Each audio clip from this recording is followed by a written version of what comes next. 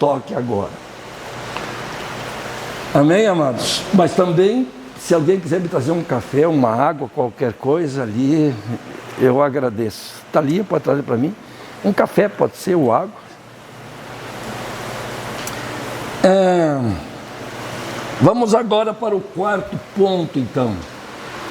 A ação transformadora de Deus na vida do salvo. Essa ação transformadora da vida de Deus na vida de um salvo,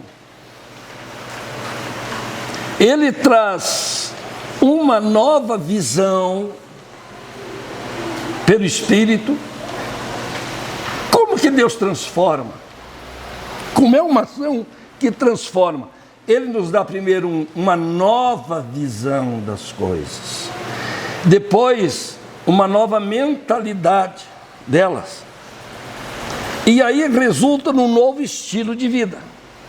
Nós mudamos ou não mudamos depois que aceitamos Jesus? A maneira de viver.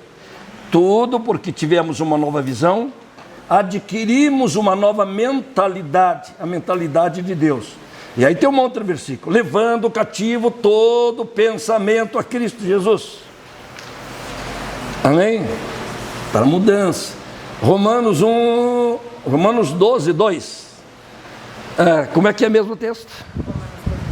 Lembra? Transformar a nossa mente através da renovação da palavra. Transformai-vos pela renovação da vossa mente, do vosso entendimento. Amém? Então, aqui embaixo tem o comentário, diz assim: são mudanças e transformações operadas pelo Espírito Santo. Não é o homem que se autofaz. Aonde o Espírito Santo no homem interior, tornando-o uma nova vida, uma nova criatura, um novo ser que age diferente, que pensa diferente, que vive diferente. Estão me entendendo? Isso é transformação. Que mais? Disse Paulo, aliás, tornando a imagem e a semelhança de Jesus. Qual é o ápice? É nos transformar de tal forma que nós venhamos refletir Jesus durante nossa vida nessa terra, sendo imagem dele. Refletir como que um espelho, que as pessoas olharem para nós possam ver Jesus na nossa vida. E então, Paulo diz assim: o homem exterior se corrompe e envelhece, mas o interior se renova. Isso em 2 Coríntios 4,16. Por isso nunca desistimos, ainda que o nosso exterior esteja morrendo, o nosso interior está sendo renovado a cada dia. Então, ainda que o nosso corpo físico, é o que ele está falando, ele, cada ano, né? E às vezes eu lembro já, né? Que eu já vou fazer 70. Tá rindo aqui?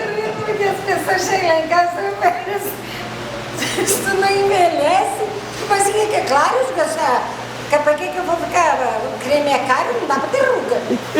Eu, pessoal, e a gente vê gente com bem menos idade que a gente, meu Deus, parece que é a avó da gente. Mas é uma realidade. Que agora eu me lembrei, essa semana eu disse para a Marcela, de que a gente, quando reflete Jesus, o corpo também ele não envelhece. E é uma realidade. Porque as pessoas veem isso. Não adianta a gente ver assim, não é porque é assim. Quando eu digo que eu estou com praticamente 62 anos, ninguém acredita. Mas estou. Nós. Aí. E as pessoas dão risada que a gente está mentindo. Não é uma realidade. É realidade. Quantas vezes eu falei que a pessoa aceita Jesus e ela fica mais nova? Então deixa eu agora, vamos fazer uma fofoca. Uns 5, 6 anos atrás, a Celeste perguntou que por que tu pintava o cabelo e escondia. Eu ou você? A Celeste. A minha irmã Celestina, ela é a irmã mais velha. Perguntou por que tu pintava o cabelo e dizia que não, que tu escondia, que pintava o cabelo, mas ele não pinta. Ele nunca pintou, ele nunca pintou cabelo. Dela, há tempo atrás, ela também disse, mas o que tu faz? Não faço nada, porque agora começou a se brancar, mas eu não faço nada, nunca pintei cabelo. Então até nisso, até a família, não estou falando isso, né? Porque a minha irmã mais velha, 6 anos atrás, ela perguntou, por que ela chamou assim, Chico, por que o Chico pinta o cabelo e esconde que pinta? Mas ela não pinta, imagina, o cabelo que está bem preto. Até o cabelo. Nunca pintei meu cabelo. Não vou dizer que um dia não pinto, mas nunca pintei. E nem penso. Então, amados, Deus... Mas o apóstolo Paulo diz, ainda que o nosso corpo, ele vai envelhecendo, ele vai ficando velho, ele vai morrendo, contudo o nosso interior espiritualmente se renova dia a dia. E esse que é o importante, amém, meus amados? Então vamos lá, próximo, cadê o meu?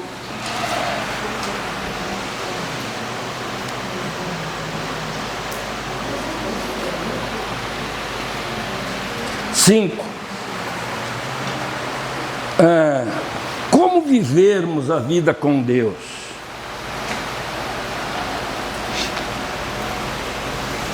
Aqui é só uns toques, amém? Dessa nossa relação da vida com Deus. Como termos uma relação da nossa vida com Deus? Não é uma religião, é uma relação. A nossa vida com Deus, a nossa vida não é uma religião, é uma relação.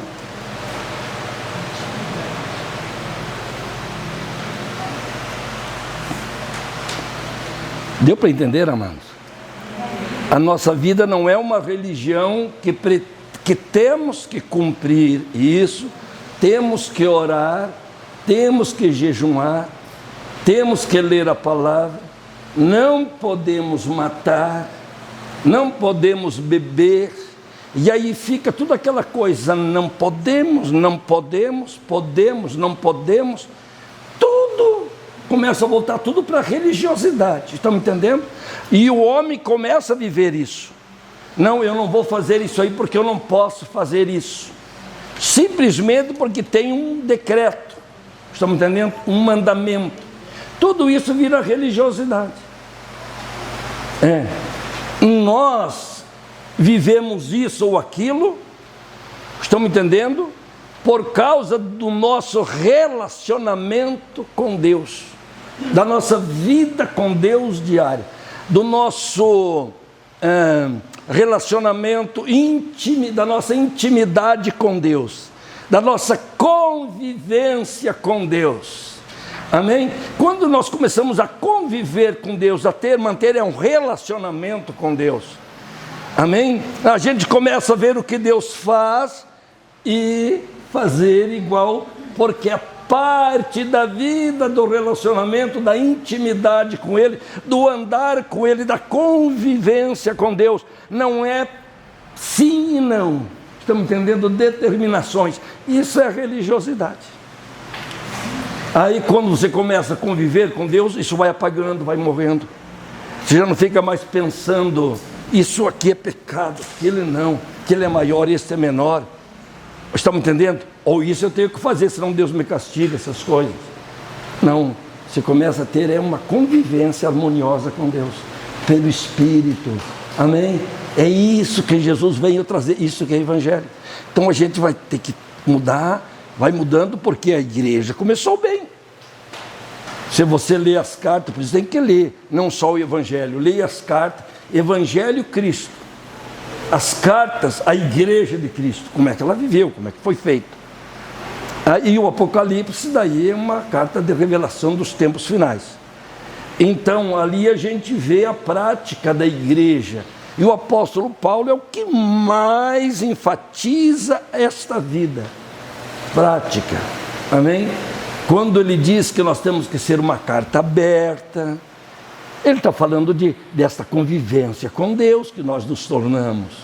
Não é uma obrigatoriedade. é amor, amém?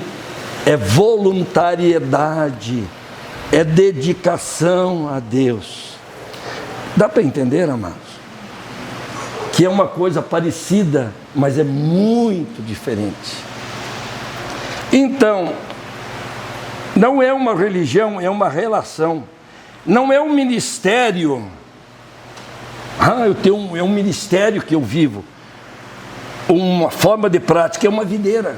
Quer dizer, é o exemplo da videira. A vida com Deus não é viver, um ministério, tenho aquilo, ou A, B ou C. Não, é uma videira. Jesus é a videira que tem tudo nela. Todo o poder, toda a graça, toda a salvação, toda a vitória, toda a saúde, toda a prosperidade. Tudo está em Jesus. E nós somos um ramo frutífero. Obrigado. É uma videira. Nós somos um ramo. Amém? Então, por que eu faço? Porque eu tenho, porque eu recebi um ministério, porque isso, porque aquilo. Não. Porque eu recebo e vivo. Eu estou ligado a Ele. Amém? É a minha convivência com Ele. Amém, meus amados? Eu frutifico no ministério, porque eu sou um ramo que estou ligado à videira. Se eu estou ligado, automaticamente vai ter que produzir mesmo a uva. Então é uma videira, quer dizer, é uma ligação em Jesus, é uma conexão, uma convivência com Cristo. Amém, amado? Convivência, ligado a Ele, permanecendo nele, dia e noite. É quando eu venho na igreja, aí eu tenho que orar, depois esqueço da vida. Não, eu estou ligado, ou eu não estou ligado à videira, ou eu estou ligado de noite. Nos momentos bons, nos momentos de alegria, de festa, de soltar foguete, de cortar carne de churrasco, no momento do choro, da luta, da guerra, da briga. Não muda nada, eu estou ligado na videira dia e noite. Estão me entendendo? No momento das tempestades ou no momento do tempo de sol, tempo bom, calmo, eu estou ligado ali. E a hora que eu precisar de algo, está ali comigo. Amém? É vida com Deus. Não é lei, é graça. Não é eu viver por causa de obras da lei, de mandamentos da lei. É através do amor, da graça, da misericórdia de Deus que vivemos ou não vivemos. Amém, amados? Dá para entender a visão? Eu não estou passando em cima, estou passando, é visão. Não é um mandamento, aliás, não é a lei, é a graça, não é um mandamento. Mas está escrito, mas não é um mandamento, é uma promessa. Estão me entendendo? Mandamento, claro que é mandamento, mas não é um mandamento que realiza, é uma promessa. Amém? Tudo é uma promessa para a minha vida. E aí eu posso tocar naquela que é mais difícil. Eu sou dizimista porque é um mandamento. Não, é uma promessa. Estão me entendendo, amado? Tudo é uma promessa. Promessa é uma dádiva, amém? Mandamento é uma ordem, uma determinação. Ou faz ou morre. Então, os mandamentos ficaram no Antigo Testamento. Ele se transformou tudo em promessa. Mas mesmo os mandamentos do Antigo Testamento são todos promessas. Se eu for dizimista, ele disse, eu vou abrir a janela, a fonte do céu. São 3 coisas ali. No mesmo texto, eu vou abrir as fontes dos céus. Eu vou fazer sua vida próspera, sua vida será frutífera, sua videira.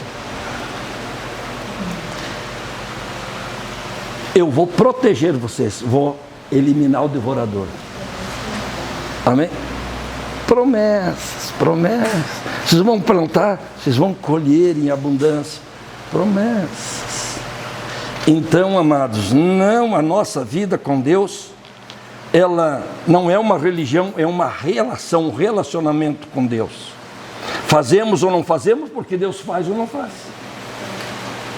Amém, amados? E tudo na base do amor e voluntariedade. Não é um ministério, é uma videira, é estar em Cristo. Automaticamente o ministério flui, estando. Não é a lei, A lei do sim, não é a graça, é a dádiva de Deus. Não é um mandamento, é uma promessa. O espírito e a letra. Uma das grandes questões a serem compreendidas, o motivo é que as pessoas entendem a letra, mas não o espírito da letra.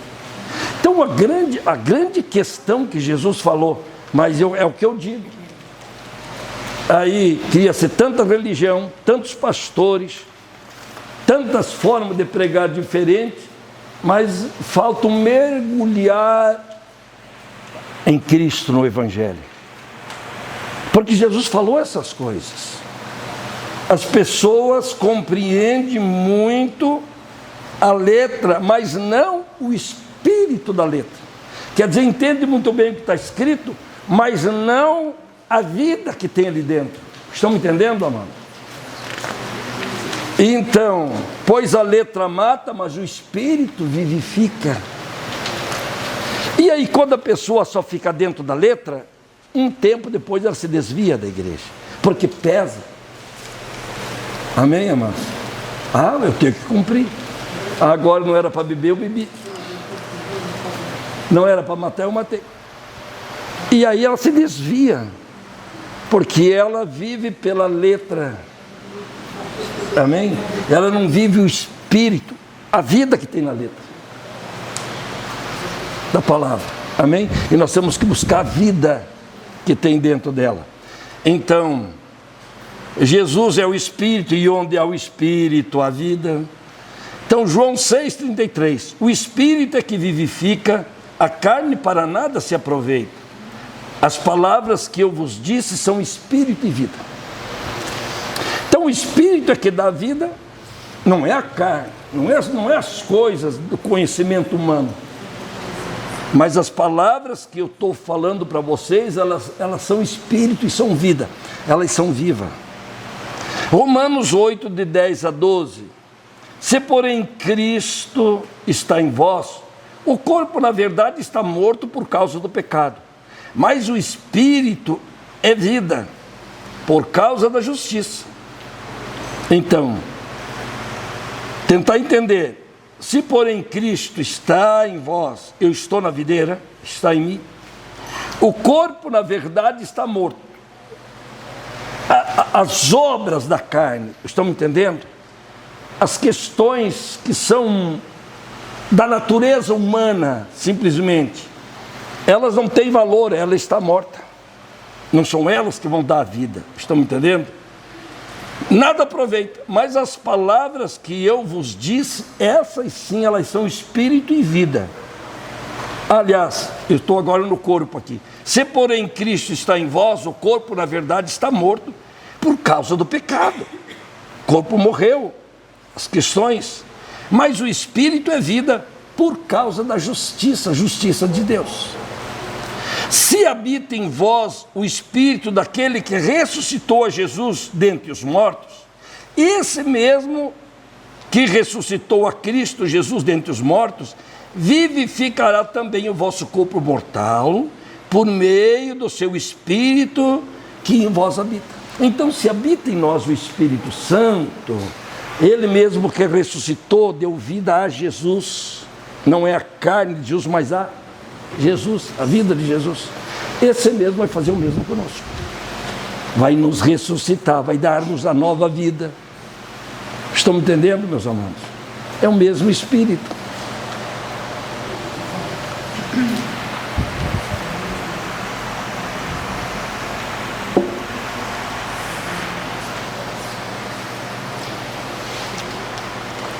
Questões, falei bastante, estão só ouvindo.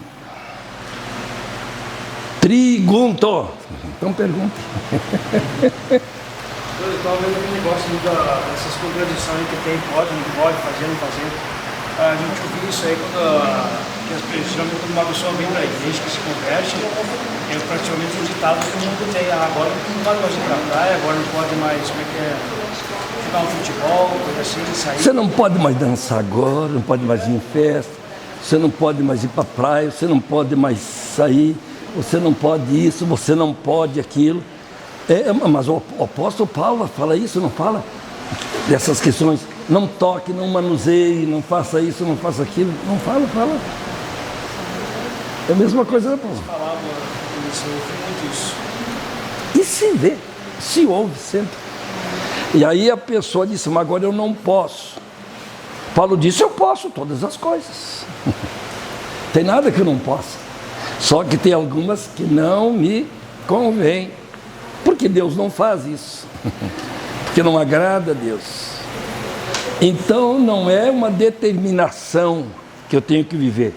Tenho que viver uma vida. Amém, amados? Ver o plano de Deus, do Evangelho, a forma de Deus. Bom, isso é bom fazer ou não? Não. Jesus não fazia, os apóstolos não faziam, a igreja não fazia, porque viviam Jesus. Pastor, eu mesmo não posso Paulo disse, sejam meus imitadores como eu sou de Cristo. Se a gente for imitador de Cristo, a gente vai ver o que Cristo fazia as obras. Claro.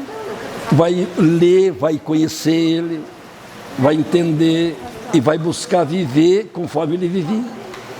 Ali, quando eu era assim, mais jovem, assim, coisa de adolescência, assim, era muito falado assim, Timóteo, eles podem, tu não pode, sabe, aquela coisa assim. Então, acho que era muito essa renovação da mente. É tudo em cima de mandamentos ou de determinações, E aí você só não fazia aquilo porque não podia. Mas se não tivesse ensinado essa outra, você podia fazer, mesmo que fosse caminho de morte, não é mesmo? Porque daí só vive aquilo que você aprende. E quando você está com Cristo e vive Cristo, aí você vive a vida dele, como se fosse ele. Estão me entendendo? Não precisa a pessoa dizer, o próprio Espírito nos conduz. Amém? Aquilo que é vida e aquilo que é morte para nós. Aquilo que é bom, aquilo que não é bom. Então é essa relação, essa comunhão. Mas antigamente, quer dizer, lá do tempo da Bíblia não. Mas depois a Igreja Católica começou a criar isso. E as igrejas evangélicas se renovaram, mas depois vai passando o tempo, vai acostumando com o mundo, com as coisas da própria Igreja Católica, vai entrando de volta. Costume, como disse Paulo, não toque, não manuseie, não faz. Em outro texto ele fala que não é mais para ficar ouvindo as coisas das velhas gagás. Na verdade ele fala de outra forma, né? Eu que falo dessa forma. Que quer dizer os contos dos antigos. Muita da questão da vida com Deus é estragada por causa de tradição dos pais, dos avós, de contos que vêm dos antigos que a gente está ali dentro da cabeça.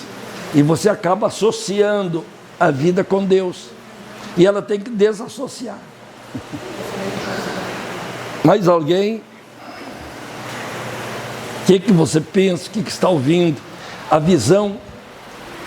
Porque para mim, amados, que essa visão ela já gerou em mim.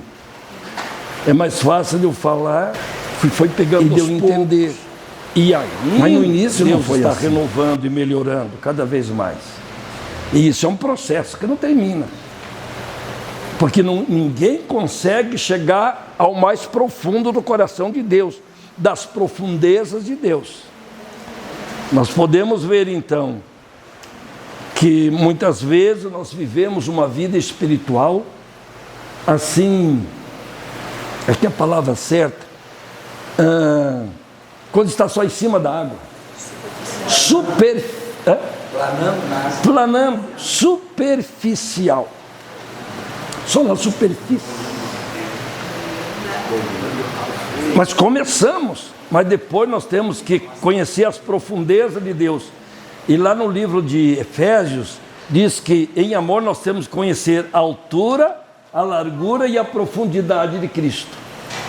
E às vezes conhecemos Cristo, como muitos conhecem, numa imagem. Ali na parede, né? Tem o quê? 1/10 de milímetro? Quem é teu Cristo? Aquele ali, ó. Não, mas eu tenho Jesus, está ali, ó. Estamos entendendo? Desbotado já, preto e branco ainda. Está lá 100 anos, era do avô, do bisavô. Não, mas eu tenho, Jesus está lá na minha casa. Qual é o conhecimento? Qual é a vida com Ele? Mas depois que a gente conhece Jesus, nós temos que começar a mergulhar no Espírito. Amém? Eu lembrei uma coisa, pastor, agora sobre o santo, né? Quando eu me converti, aquele pastor Leandro, o pastor Moisés falou lá em casa. Eles tiravam os santos desse tamanho, era santo de que lado tinha. Aí quando eles foram embora, eu me lembro como hoje. Eu lembro assim para o guarda-roupa, meu Deus, tá uma caixa de presépio lá em cima do guarda-roupa. Eu tinha presépio, fazia coisa mesmo. A Lenita era meia-noite, pastor, com chuva. Eles foram lá em casa buscar. E ela disse que martelava e não quebrava aqueles coisinhos. Quando eu nem conhecia a palavra de Deus, aquilo quebrava um instantinho. Eu disse, como é que pode? A gente agora conhece. Eu disse, meu Deus, eu olho minha casa, a gente não tem nada. Eu confesso mesmo, que tinha, mas era santo porque lava. Mas que veio da mãe, da minha geração, da mãe. Sim, veio. Dele é martelo e nada de quebrar. Nada, pastor. Conversa com o pastor. Descascava ou não quebrava? Não quebrava. Eles com o martelinho lá quebrando, chorando. Não. Faz me lembrar que nem o Cláudio Gilmar da Silva, Claudião Moreno, ele era lá da primeira igreja, ele é professor de música, lá no centro. Ele e a esposa dele são professor de música. Mas um bonachão, né? E aí um dia ele foi dar as igrejas que queriam um grupo de pessoas que desse aula em locais, ele ia dar com alunos, porque ele dá aula de todo quanto é instrumento e de voz. E aí um dia foram colocados, esse lugar era um lugar católico, tinha um monte de santos na parede, né? Aquela sala. Ele disse, mas e agora o que eu vou fazer para me dar aula aqui? Eu vou cobrir eles. Pegou um pano e foi cobrindo. Daí ele disse, não, mas eu vou ungir também esse santo. Eu bem, né? Diz que pegou o óleo e começou, foi lá no São Sebastião, ungiu, foi lá no São Quem, quando foi no Santo Antônio, disse que a imagem negava a cabeça. Diz que ele não conseguia ungir, disse que ele ia ungir, a imagem se negava. Sim. E ele contou muito sério ainda, né? Daí só cobriu, porque disse que não conseguia ungir, ele negava a cabeça, não deixava. O pastor, um dia eu veio na casa, era muito sujo. E aí, eu disse, meu Deus, e agora? Como é que eu vou fazer? Tu sabe que o médico dela, o médico dela era um pastor. E o pastor, eu vi aquele, digo, o que eu vou fazer? No outro dia o pastor foi lá visitar, já com as mandas tiras. Eu só disse, Senhor, me dá um jeito, não precisa tirar isso. Era assim inteiro, né? O pastor chegou lá, que era o médico dela, tira tudo isso aqui, tudo. E o dono da casa pegou uma imagenzinha, essa não deixa. Cheguei lá, daí na outra semana não tinha mais nada. Eu olhei para a estante, mas tem lá dela. Quando eu fiz assim, ela disse, o meu marido disse que não é para tirar, tá bom. Quando eu fui ungir, deu uma ventania, caiu e quebrou no outro dia. Eu não podia tirar. Eu fui ungir a casa. Quando eu fui por trás dele, ele não estava no vento, eu taquei óleo na imagem. Jesus dá um jeito. Porque eu não tinha, porque ele disse que aquela não era para tirar. Depois? Na janela, no outro dia deu uma ventania, deu no outro dia? No outro dia caiu. Para não culpar você. Eu não vou culpar. Não pode.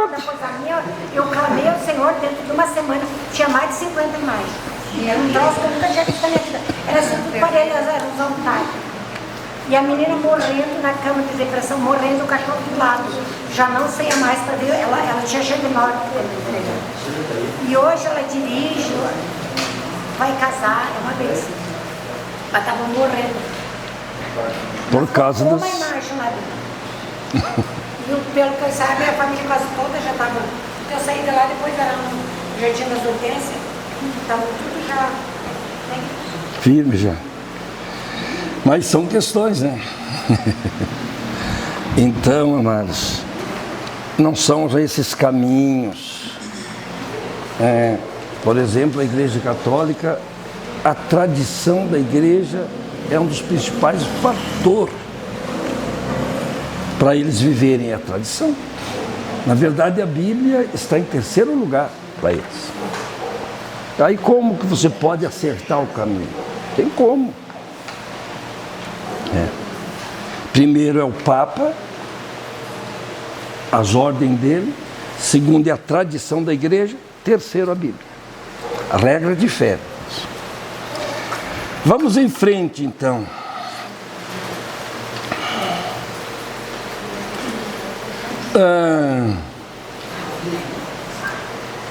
Uma posição de vida, religiosidade, obrigação ou ser e fazer. Uma posição de vida. Então a vida com Deus é uma religiosidade, é o cumprir obrigações, mas só que esse cumprir as obrigações está invadindo as igrejas católicas. Desculpe, as evangélicas. Católica sempre foi, mas invadindo. Mesmo que a pessoa não fale, eu vou no culto para cumprir a obrigação hoje. Daí já domingo que vem eu não venho, porque daí eu não posso. Mas eu vou lá para cumprir a obrigação. Senão Deus pode me castigar. Posso não ir bem. Na Santa Ceia. Se eu não ir na Santa Ceia... Assistir o culto. Assistir o culto. Pois é. Mas por quê? Porque é católico. Assistir a missa. Porque a missa ela foi passada por latim, veio daquele tempo, né? Quando eu era pequeno, ainda as missas eram em latim. Domino subisco, eristorito tua. Amém. Glória, Pai, Filho, Espírito Santo. Amém. Todo mundo. Não entendia nada, porque a missa era em latim. Então a gente ia o quê? Assistir a missa.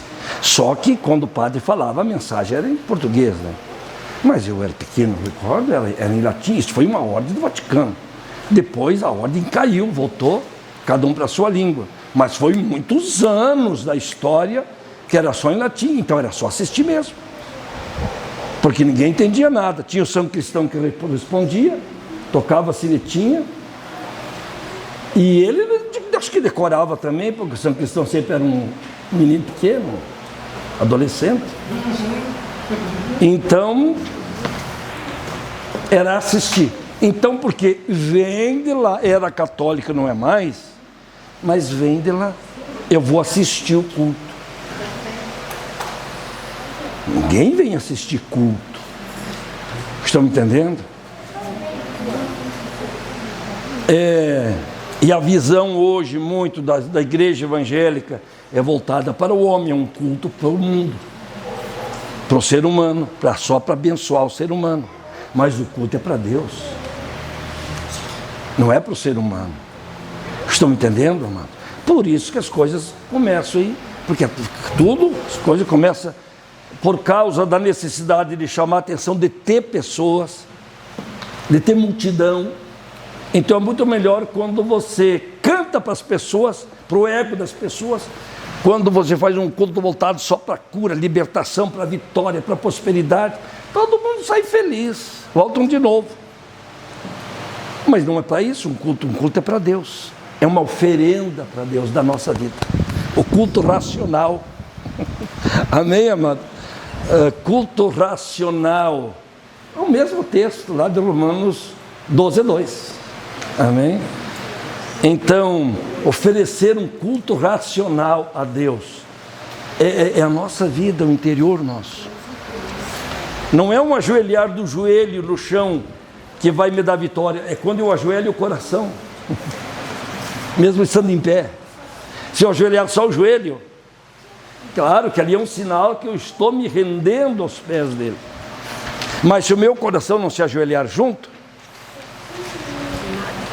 eu lembro quando Deus falou comigo uma vez, eu era presidente do jovem, nós viemos numa congregação, e num sábado para fazer lá um culto, reunir, convidar, enfim, fazer um missionário. E Deus falou comigo, mas muito bem claro, eu não tinha nem entrado dentro da congregação, estava na escada. Ele disse bem assim: ajoelha o teu coração perante mim. Estão me entendendo? E nunca mais, foi tão forte que Deus falou que eu nunca mais esqueci. Então é um ajoelhar do coração, é um render-se a Ele. Não são atos externos, não é o corpo, não é o culto do corpo, amém? É o culto do espírito, do entendimento a Deus. Então, religiosidade ou obrigações, nenhuma das duas. Eu não tenho obrigação de fazer nada. Deus não quer, Deus não me obriga a fazer nada. É eu ser de Deus e aí eu fazer para Deus como expressão de amor, de voluntariedade, de gratidão. Estão me entendendo, amados? Tudo que façamos, senão a gente cansa e desiste, não é mesmo? A gente fica liderando um grupo vida um tempo, depois cansa e desiste. Fica pastoreando a igreja um tempo, depois desiste. Fica fazendo o culto da igreja um tempo, depois desiste. Fica frequentando a igreja um tempo, depois desiste. Por quê? Porque faz por obrigação. Quando nós fazemos, na verdade, de espírito, de coração, você pode ter vontade de desistir, todos têm, mas a gente não desiste. Estão entendendo? E todos têm vontade, do menor ao maior. Estão entendendo? A gente não desiste. Porque aquilo é de dentro, é voluntário, é de amor. Então eu preciso sair de um estado de religiosidade para um estado de vida. E aqui estão as aparências. Eu preciso sair de um estado de religiosidade para um estado de vida. Viver, conviver, relacionamento com Deus. E então aqui estão as aparências. Muitas vezes somos cristãos de aparência, porque estamos numa igreja, fazemos uma oração. Eu já fui na igreja, diz o católico, como é que é? Eu já assisti a missa, já fiz uma oração, fiz uma boa ação hoje. Uma reza, fiz uma boa ação, dei um pão para um pobre. Fiz uma boa ação. Isso é errado? Nada é errado. Ele dá o pão para o pobre, fazer uma oração. Mas não é pela religiosidade cumprir obrigação. Estão me entendendo? Que isso vai aparecer diante de Deus e dar um pão para um pobre por esse motivo? Não. Nós damos o pão, damos também o suco, ou qualquer outra coisa, o arroz e o feijão, mas por amor a Deus e amor ao próximo. Amém, amados? Estão me entendendo? E não cobra nada dele. Nem diante de Deus. Senhor, eu dei. Não. Tudo é uma questão de amor, de voluntariedade, de dar, deu a si mesmo. Aí vem o apóstolo Paulo lá em Filipenses, vocês que deram todas essas ofertas de generosidade, capítulo 2, não, pera um pouco, está em Filipenses também, ou em 2 Coríntios, capítulo 8 e 9, como eu li os dois juntos, agora estou meio confuso. Vocês que deram tudo, prepararam as ofertas de antemão, enfim, e que deram, mas eu sei que primeiro vocês deram a si mesmo, que era oferta para os pobres, a igreja pobre, que tinha uma igreja que estava necessitada, a outra igreja recolheu um monte de oferta para mandar. Ele disse, fizeram isso porque primeiro vocês cederam a Deus. Estão entendendo? Elas saíram do coração. Não foi para você aparecer, eu dei. Não. Estão me entendendo? Primeiro vocês cederam, elas saíram daqui de dentro. O pessoal às vezes que vão lá e levam uma cesta básica para a pessoa e tiram foto e postam vídeo. Para se aparecer, né? Não é só para ajudar a pessoa. Ainda fica expondo a pessoa. Fazendo like. Sabe o que eu estava pensando? Não é que se a pessoa quiser, né, eu quero tirar para mim ter marcado o tempo que eu passei, não é que seja errado fazer, quer fazer, faça. O problema é quando é o porquê. E aí eu fico pensando, só pensando, até as igrejas evangélicas, quando faz aqueles dias de distribuição de cestas básicas, como até a própria igreja quadrangular que eu era fazia isso. Aqui a gente faz, mas digo, fazia em grande escala, principalmente em São Paulo e Minas, lá tem um centro de distribuição, né, muito grande. Mas sempre um monte de fotografia, um monte de... na convenção. Mostrar o que faz também motiva a igreja, amém? A trabalhar e a fazer. Também isso tem o seu lado bom. Agora, se eu estou fazendo só para aparecer, estão entendendo? Se eu faço aqui para a igreja e tiro foto e mando para tudo quanto é jornal e tudo quanto é internet e os meios de comunicação, para mim aparecer, eu sou pastor, nossa igreja está doando. O que eu vou ganhar com isso? Lá no céu já não tenho mais nada. Jesus disse que a mão direita fizer ou a esquerda, uma mão não pode saber o que a outra fez. Pastor, tudo que nós fizemos é tudo para honra e para glória de Deus. De né? Deus. Se a gente ninguém conhecer, eu fiz isso. Deus. Não precisa nada. Não precisa dizer nada. Apenas foi um instrumento que, mas a honra e a glória é de Deus. Claro. Fazer com amor e para a glória de Deus, que não precisa ninguém saber. Estão entendendo? Se é para uma campanha, para poder juntar pessoas para um bom fim, pode colocar também. Mas eu fico pensando, às vezes, se é só para aparecer. Será que isso adiantou diante de Deus? São coisas para pensar. Graças a Deus que ele sonda os corações. Oi? Ele sonda os corações, ele conhece de onde sai.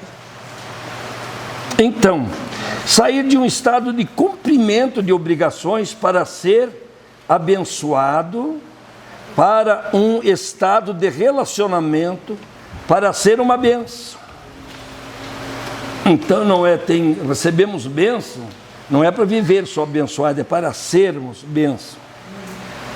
Relacionamento, convivência diária, morar junto, divergir, alegrias e tristeza, planos e lutas, enfim.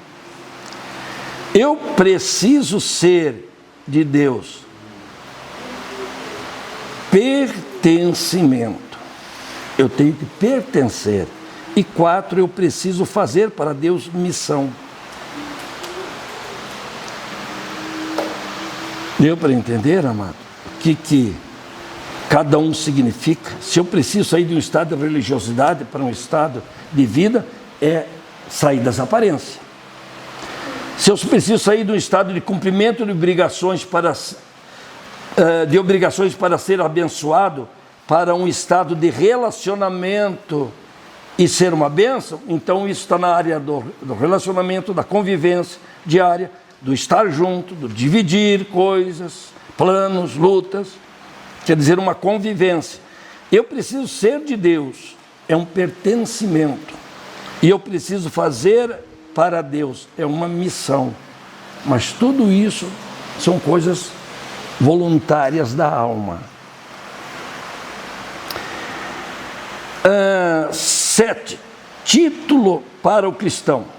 Aqui, na verdade, é uma colocação até para nós encontrarmos um caminho agora, é a última que nós vamos para hoje, daí a aula que vem a gente vai pegar nos assuntos principais que serão tratados em todo o processo do seminário, da igreja, enfim, etc. e tal. Título para o cristão. Qual é o melhor título para o cristão? Nós temos os religiosos, nós temos os católicos, nós temos os evangélicos, nós temos os cristãos e nós temos os filhos de Deus. Qual é que é o melhor título para nós falarmos?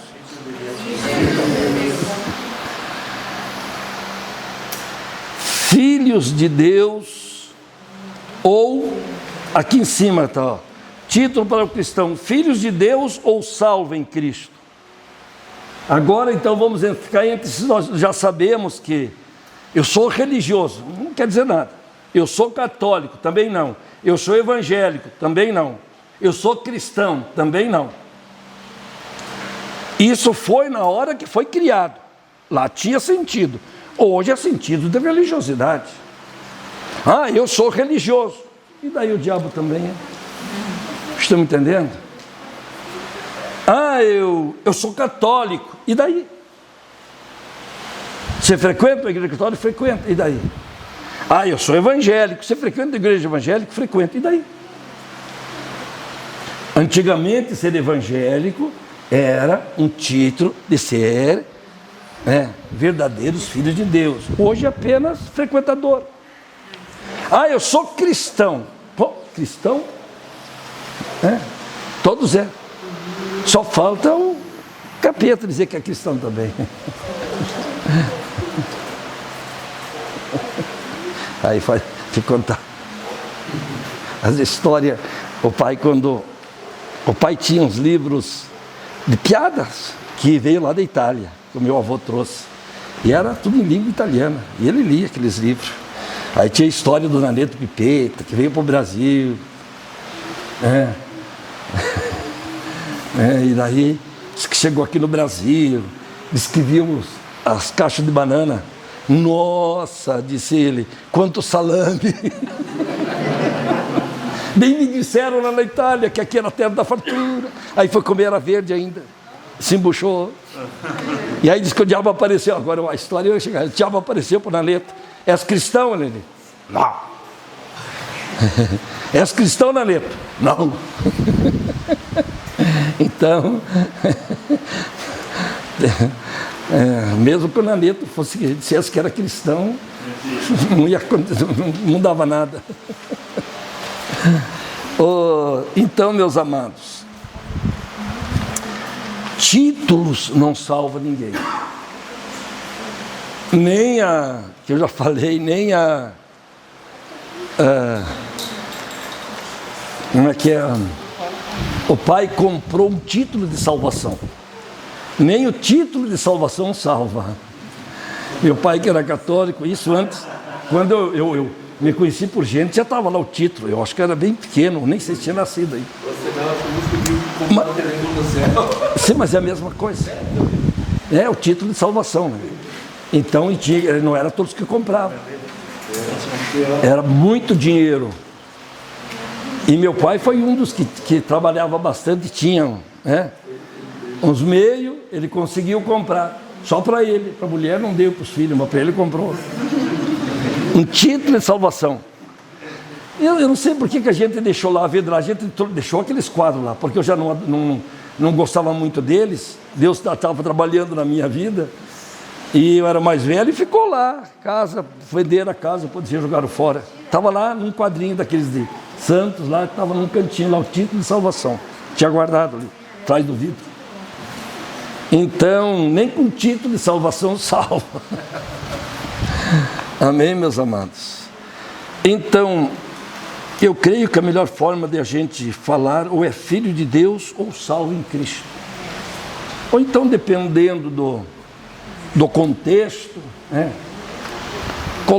fala-se filhos de Deus ou salvo em Cristo, ou salvo, filho de Deus ou salvo, porque é o que mais aproxima hoje da realidade das coisas, amém, amados? É ser um salvo em Cristo. Eu sou um salvo, por quê? Porque Jesus me salvou. Eu sou um filho de Deus, porque Deus me fez filho. Amém? Mais alguma questão aí antes de nós encerrarmos?